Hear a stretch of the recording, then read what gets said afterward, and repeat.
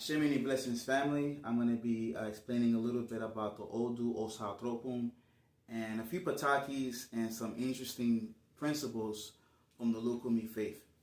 In Osa Tropum, it teaches about the idea of joining secret societies without properly understanding and investigating what their doctrine is about. So it forewarns a person to be very selective if they choose to be a part of an organization. The first Pataki mentions the Olokun or the Babalao, which also has different kinds of attributes.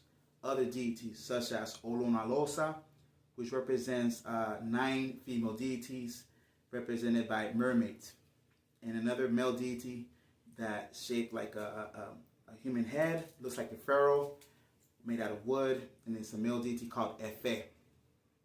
So in this interesting story, it talks about basically the daughters of Olokun are very beautiful, this masculine version of Olokun.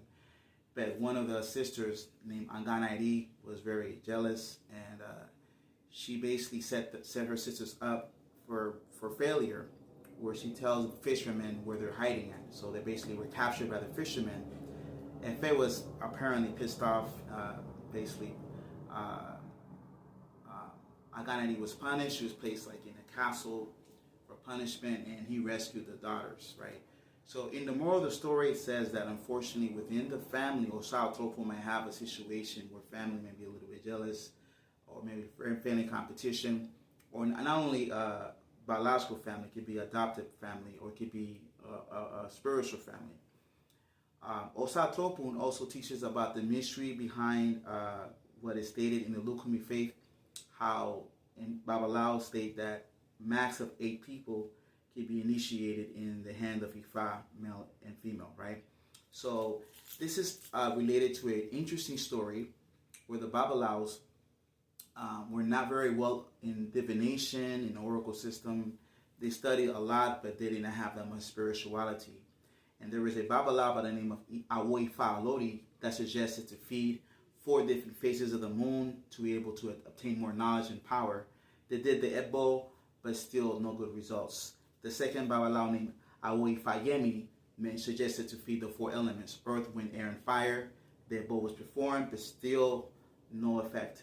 Then the third Babalao named Awo Ifa Tombi suggested to feed Afefe, or the 4 winds. The Ebo was performed, but still no results. The fourth Babalao named Awo Ifa Agbati mentioned to feed the 4 points of the Opon Ifa.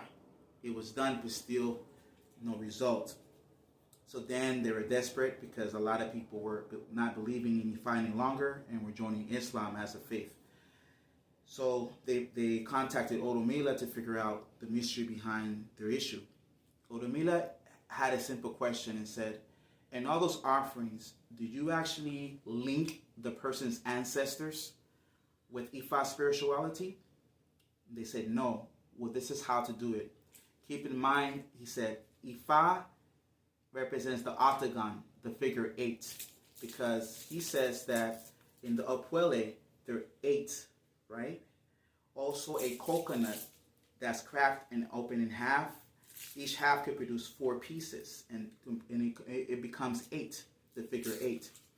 And he said basically, linked with the Odu Babayorbe, the Obi is called Afiopa, which a piece of a coconut is placed on a left foot toe of the person when they're going to reveal the person's head Orisha or the Ita or the Odu, because the toe is linked with your head, the vein is linked with guardian angel and Orisha and your ancestors. Oromila said that after the Obi is utilized, it goes to a special secret ceremony. The Obi is not discarded or thrown away. In our lineage, we feed it with Obatala, with Osun. We also go to the Aragba, Seipa tree. We wrap it up in white cloth. We bury it symbolically. And if the person's a child of Obatala, that Obi we put Ori or cocoa butter. If the person's a son of Elekba, Okun, Oshosi, Shango, Agayu, or Ya, we put palm oil, Epo. If the person's a child of Oshun, we put Oni, right, or honey. So after all this is done, basically this is to give acknowledgement to the orishas in question that has revealed, that are accompanying the aleyo that's been initiated, and for us to not offend the orishas because we're dealing with delicate energies.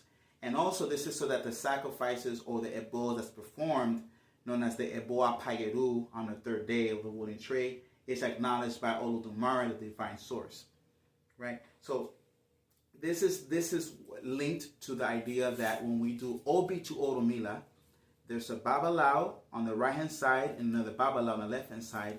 Each Babalawo has 4 pieces of coconuts. We toss it, and it creates a figure of an Odu. Like if Oromila states in Osatropun that we have to do 8 lines to create one Odu, number 8.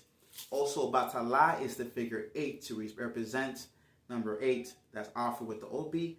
And Osun, it says that when we do that, when we feed Egele with Obatala and Osun with the Obi, Osun is acknowledging the actual Ita. Because Osun also represents a Babalawo as a witness when there's only one Babalawo present to give Obi to Oromila. It's 4 on that one Babalawo, and the other, and also is placed on the left-hand side as representing a Babalawo to be a witness of what's happening in 4. So in total, it's 8. As we know, each aleyo, when Oromila is going to speak to them, there's Adiemeji. They have 2 offerings, 1 in each hand. So 8 times 2 is 16, and that's the number of the Mejis of Ifa, because there's 16 Mejis, and it's also respecting the numerology of the Odus. So this is just technicality, but it's just also to show how there's, everything is written in the Odus. Also, Osatropun is quite interesting. As I stated before, it talks about the 3 adversities and obstacles a person may experience and endure, but if they're very patient, they will be crowned in the end to not complain, right? So this is a story linked to a version of Yemaya and another version of Obatala, where the 3 trials were as follows.